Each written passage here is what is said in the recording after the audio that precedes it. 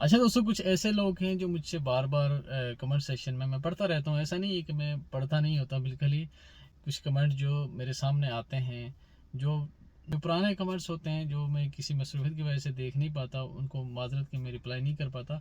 लेकिन जो मैं देखता हूँ उस हवाले से मैं वीडियो ज़रूर बनाता हूँ। आज काफ़ी सारे लोगों की कन्फ्यूजन है कि ट्रांसकार्ड में पता नहीं किस तरह के इंटरव्यूज़ होते हैं एमसीक्यूज़ के हवाले से। जो यहाँ पे आके इंटरव्यू देते हैं ट्रांसकार्ड में, चाहे आपकी सिलेक्शन यहाँ से होती है या फिर आप पाकिस्तान किसी एजेंसी से आते हैं। एजेंसी कौन सी हायर करती है ट्रांसकार्ड के लिए, चाहे किसी भी डिपार्टमेंट में हो, सिक्योरिटी हो, एयरपोर्ट में एयरक्राफ्ट क्लीनर हो, लोडर हो, काफ़ी सारे डिपार्टमेंट हैं इनके। किसी भी डिपार्टमेंट में आप अगर पाकिस्तान से इंटरव्यू देते हैं या फिर यहाँ से देते हैं, एमसीक्यूज़ कोई मुश्किल काम नहीं है। उसको बेसिकली समझें कि एमसीक्यूज़ होता क्या है। बेसिकली ये ईपीटी टेस्ट होता है, इंग्लिश टेस्ट होता है। उसमें +2 लेवल आपका आना चाहिए, आपकी सिलेक्शन हो जाती है। +2 लेवल के लिए वो इंग्लिश टेस्ट में क्या करते हैं, 9-10 में आप लोगों ने ग्रामर तो पढ़ी होगी।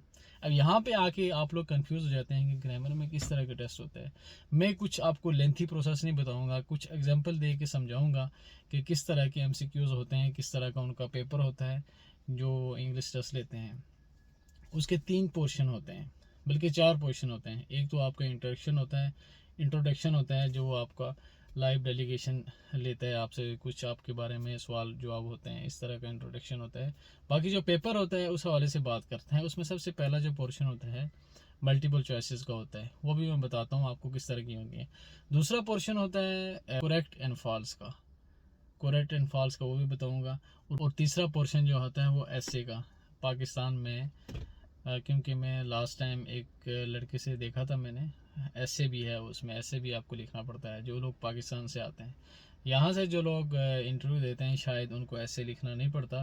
लेकिन बहरहाल ये दो मेन चीज़ें होती हैं, मल्टीपल चॉइसेस और फॉल्स एंड करेक्ट। अब क्वेश्चन किस तरह के होते हैं, अगर आप सिक्योरिटी गार्ड के लिए अप्लाई करना चाहते हैं तो उसमें सबसे पहले तो सिक्योरिटी गार्ड की डेफिनेशन होगी। क्या डेफिनेशन होगी, सबसे पहले आप अपने जहन में बैठाएं कि सिक्योरिटी का काम क्या होता है, फिर उस हवाले से आप लिख सकते हैं सिक्योरिटी का काम क्या होता है कि protect people property from any unlawful activity.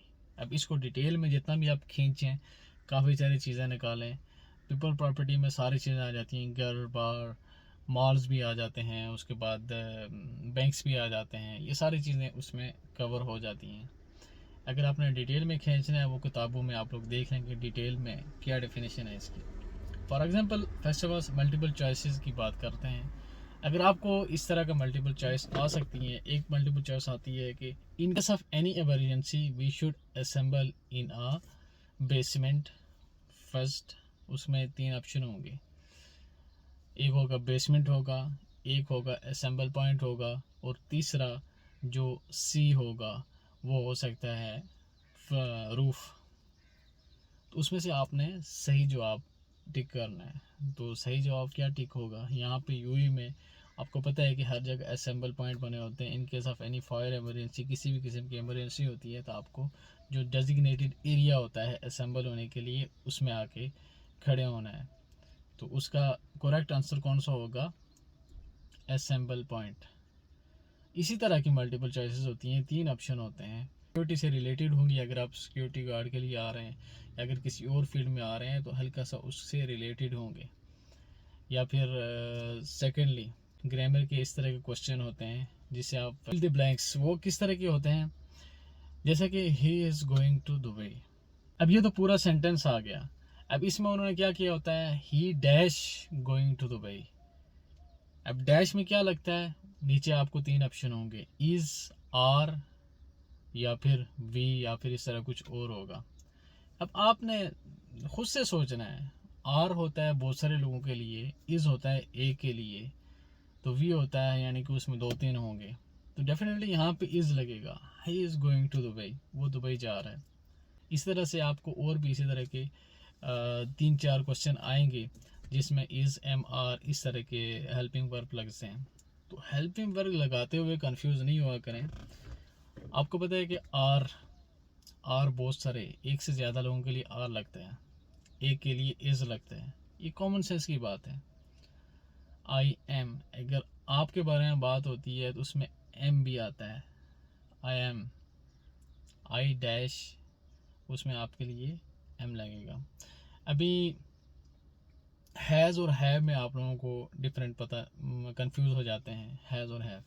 अभी कोई अगला बंदा आपसे पूछता है I have so many chocolates, वहाँ पे डैश होगी, I dash so many chocolates, dash की जगह हैज़ भी होगा, हैव भी होगा। इन दोनों में से आपने चूज़ करना है, तो डेफिनेटली आप चूज़ करेंगे हैव। हैज़ जो प्रेजेंट नहीं है बंदा, मतलब किसी के बारे में आप बात कर रहे हैं, वहाँ पे आप हैज़ लगाएंगे। ही हैज़ और ही हैड भी आपको आ सकता है। प्रेजेंट के लिए आप लोग जो मौजूद है उसके लिए आप लोग हैव यूज़ करेंगे। पर्सनली आप अगर आपके बारे में बात होती है हैव यूज़ करेंगे।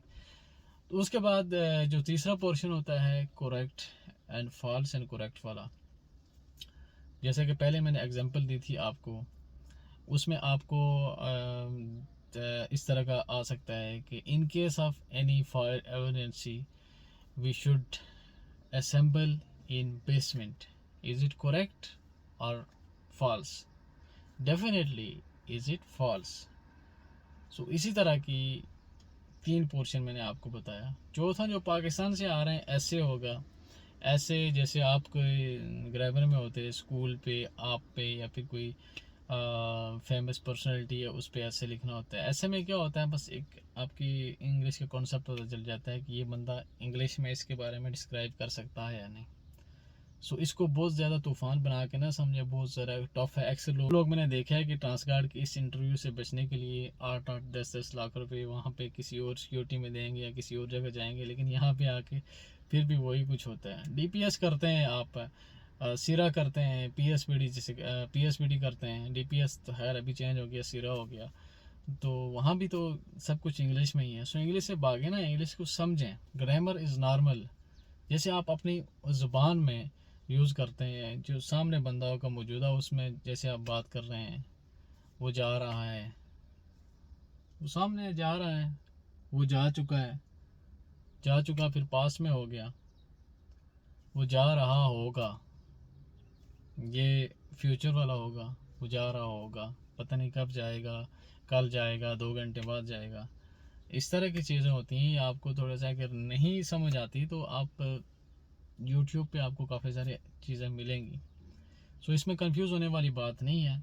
ऐसे तो आपको यूट्यूबर्स बहुत सारे मिलेंगे जो तो आपको हज़ार एग्जांपल्स देंगे, लेकिन एक्चुअल जो कंपनी का पेपर होता है ना, वो जैसे मुझे एक कमेंट आया था, जैसे एक बंदे ने पूछा था कि उनका पेपर किस तरह का होता है। मैं जस्ट आपको एग्जांपल दे सकता हूँ इस तरह का होता है, बाकी मैं पेपर आप लोगों के सामने ला के नहीं सकता।